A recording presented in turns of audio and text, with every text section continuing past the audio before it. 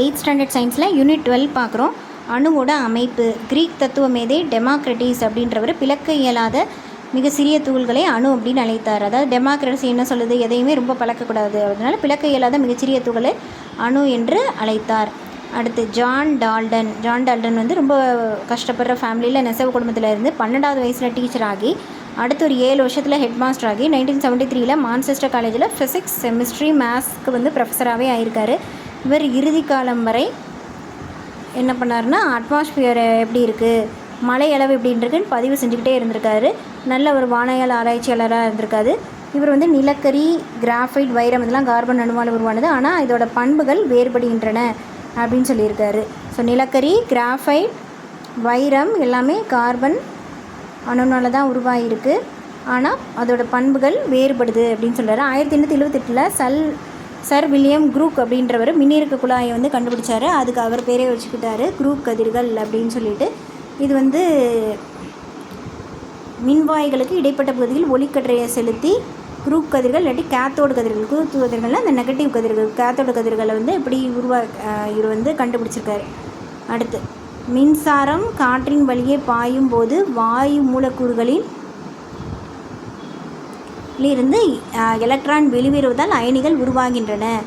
அப்படி தான் மின்னிறக்கம் ஆகுது. மின்சாரம் காற்றின் வழியே செலுத்தப்படும் போது அதுலேருந்து எலக்ட்ரான் வந்து வெளியேறதால அயனிகள் உருவாகின்றன. அதுதான் மின் இறக்கம் அப்படின்னு சொல்கிறோம். அடுத்து எலக்ட்ரானோட கண்டுபிடிப்பு.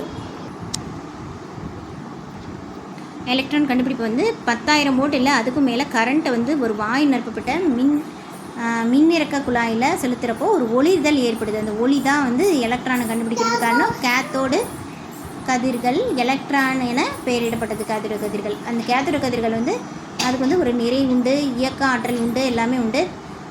டிவியில் வந்து கேத்தோடு கதிர்கள் வந்து எப்படி உருவாக்குதுன்னா அப்படின்னா மின்காந்த சுருள்களால் உருவாக்கப்படும் காந்தப்புலத்தால் விழுக்கமடைந்து முகத்திரையில் வீழ்த்தப்படும் ஒளிப்படம் உருவாகும். ஸோ டிவியில் எப்படி கேத்தோடு கதிர்கள் வருதுன்னா, டிவியில் கேத்தோடு கதிர்கள் வந்து மின்காந்த சுருள்களால் உருவாக்கப்படும் காந்தப்புலத்தால் விளக்கமடைந்து அந்த முகத்திரையில் வீழ்ந்து கேத்தோடு கதிர்கள் உருவாக்கப்படுகிறது. அடுத்து புரோட்டான் கண்டுபிடிப்பு. புரோட்டானோட கண்டுபிடிப்பு. நேர் மின்னூட்டம் வந்து கண்டுபிடிச்சவர் யார்? கோல்ஸ்டீன். துளையிடப்பட்ட எதிர்மின் வாயை பயன்படுத்தி எதிர்மின் வாய் கதிர் சோதனை பயன்படுத்துகிற உயிர்மின் அழுத்தம் இருக்க ஒரு மங்கிய ரெட் கலரில் ஒரு கதிர் வந்து நேர் மின்னூட்டத்தில் இருந்து மின்வாயிலிருந்து வந்திருக்கு. அதுதான் வந்து புரோட்டான்னு கண்டுபிடிச்சிருக்காங்க.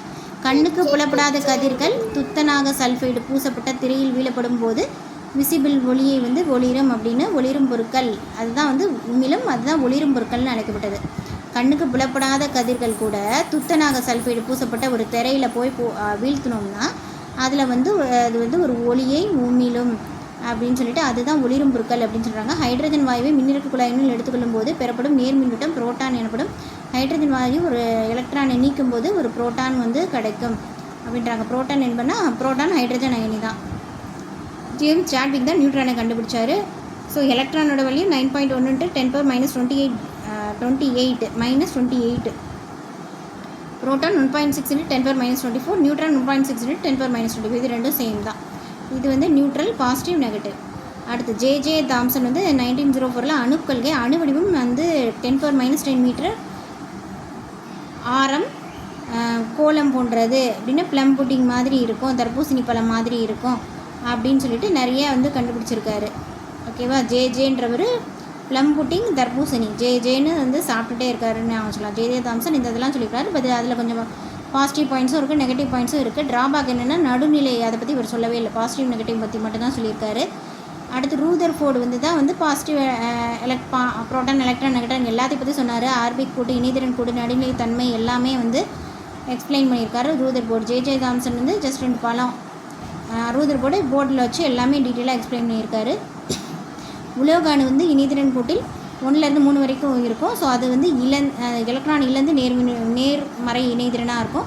அலோக அணு 4லேருந்து 7 வரைக்கும் இருக்கும். ஸோ ஒரு எலக்ட்ரான் ஏற்றாதான் வந்து 8ன்னு வந்தால் தான் அது வந்து அந்த சர்க்கிள் கம்ப்ளீட் ஆகும். இது 1லேருந்து 3 இருக்கா, 1லேருந்து 3 இருந்தால் இது வந்து எலக்ட்ரானை விடும். ஸோ நேர்மறை இணைதிறனை வந்து பெற்றும். அலோகம் வந்து என்ன ஆகும், எலக்ட்ரானை ஏற்றி எதிர்மறையாக மாறிடும், அதான் சொல்கிறாங்க. அடுத்து பெரும்பாலான தனிமம் வந்து குளோரின் ஆக்சிஜனோட வினைபுரியும். ஸோ அந்த மாதிரி வினைபுரிஞ்சால் குளோரின் வந்து எத்தனை குளோரின் ஹைட்ரஜனுக்கு கொடுக்குது அப்படின்னு சொல்லிட்டு இப்போ ஹைட்ரஜனோட இணைதிறன் என்னென்னா 1, குளோரினோட இணைதிறன் என்னென்னா 1. ஸோ அந்த மாதிரி உலோக சேர்மங்களை பேரிடும்போது அஸ்ஸு அதுக்கப்புறம் இக்குன்னு சேர்ப்பாங்க. அதான் ஒன்றுமே இல்லை. இந்த மாதிரி குப்ரஸ் காப்பர், அதை விட கொஞ்சம் அதிகமான இணைதிறன் இருக்கப்போ குப்ரிக் காப்பர் இப்படி சொல்லுவோம் இல்லையா, அதனால குப்ரஸ் காப்பர் குப்ரிக் காப்பர் அதுதான் அஸ்ன்னு சொல்லுவோம், இக்குன்னு சொல்லுவோம் அப்படி சொல்கிறாங்க. அடுத்து உலோகமும் அலோகமும் சேர்கிறப்போ உலோகம் வந்து ஃபஸ்ட்டு உலோக பேர், அடுத்து அலோக பேரோட ஐடு சேர்த்துக்குவாங்க. உலோகமும் அலோகமும் சேர்ப்போம், உலோக பேர் அப்படி போட்டுட்டு அலோகத்தோட ஐடு சேர்த்துக்குவாங்க. வேதி வாய்ப்பாடு மூலக்கூறு வாய்ப்பாடு நேர்மின் அயனுக்கு வந்து அந்த நேர்மின் குறினா லெஃப்ட்டில் இருக்கும், எதிர்மின் அயனு குறியீடு ரைட்டில் இருக்கும். அடுத்து வேதி சேர்க்கை விதிகள் என்னென்னா பொருண்மை அழியா விதி, மாறா விகித விதி, பெருக்கல் விகித விதி, கேலுசாக்கின் பருமன் இணைப்பு விதி. ஸோ பொருண்மை அழியா விதி அப்படின்னா வந்து வினைபடு பொருளோட அந்த டோட்டல் நிறையும் வினை விளை பொருளோட டோட்டல் நிறையும் ஈக்குவலாக இருக்கணும். ஏன்னா நிறைய ஆக்கோ அளிக்க முடியாதுன்ற மாதிரி ஃபிசிக்கல் அண்ட் கெமிக்கல் மெத்தடில் வந்து ஆற்றல் அழிவின்மை விதியை வந்து ப்ரூவ் பண்ணலாம். 2 மெத்தட்லையும் ப்ரூவ் பண்ணலான்றாங்க. அடுத்து மாறா விகித விதி, ஜோசப் ரோஸ்ட்னா மாறா விகிதத்தில் வந்து ஜோசப் வந்து எல்லாம் பண்ணுறாரு. ஸோ வந்து ஒரு தனிமம் பர்டிகுலர் நிறை விகிதத்தில் இணைந்து தூய சேர்மத்தை உருவாக்கும். ஸோ இந்த ரேஷியோ மாறாது அப்படின்றாங்க. அடுத்து மின்னிறக்க குழாய் வந்து கண்ணாடி குழாய், குரூப் குழாய், கேத்தோடு குழாய். அடுத்துதான் கார்பனும் ஆக்சிஜனும் நிறை விகிதம் மாறாமல் இருப்பது மாறா விகித விதி 1:8ன்ற மாதிரி இருக்கும். டால்டன் கூற்று எந்த கூற்று மாற்றமுடையாமல் உள்ளது. டால்டன் கூற்று எந்த கூற்று டால்டனை கூற்று எது கரெக்டாக இருக்குன்னு 4 ஆப்ஷன் கொடுத்துருக்காங்க. அதில் ஒரு தனிமத்தில் அனைத்து அணுக்களும் ஒரே மாதிரியானவை, ஒரு தனிமத்தில் அனைத்து அணுக்களும் ஒரே அணு இதால் ஆயிருக்கும், ஒரே அணு எண்ணையும் வேறுபட்ட நிறை எண்ணையும் கொண்டுள்ளன. ஒரே மாதிரி இருக்குன்னா என்ன அர்த்தம், அதில் ஒரே அணு எண் இருக்குதுன்னு அர்த்தம். நிறை மாறி இருக்கலாம், பட் அணு எண் ஒரே மாதிரி இருக்குது அப்படின்னு அர்த்தம். பொருண்மை அழியா விதி, மாறா விகித விதி. அடுத்து கேத்தோடு கதிர்கள், ஆனோடு கதிர்கள், நியூட்ரான். பொருண்மை அழியா விதி, பொறுமையாக இருந்தால் தான் வந்து நான் லவ் சக்ஸஸ் ஆகும், லவாய்சியர் பொறுமையாக இருந்தால் தான் லவ். அடுத்து மாறா விகித விதி, மாறா விகித விதி அப்படின்னு மாறா விகிதம்னாலே ஜோசப் அப்படின்னு பார்த்தோம், ப்ரௌஸ்டு. அடுத்து கேத்தோடு கதிர்கள் வந்து கேத்தோடுனா அந்த குரூக்ஸு, நெகட்டிவ் கதிர்னாலே அந்த குரூரமானவங்க தான் குரூக்ஸு கேத்தோடு.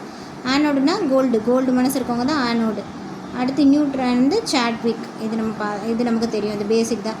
ஸோ பொறுமையாக அழியாமல் இருந்தது லவாய்சியர். மாறா விகித விதி ஜோசப். கேத்தோடு கதிர்கள் குரூப், ஆனோடு கதிர்கள் கோல்டு, நியூட்ரான்னா சாட்விக். அடுத்த வீடியோவில் அடுத்த யூனிட் பார்க்கலாம்.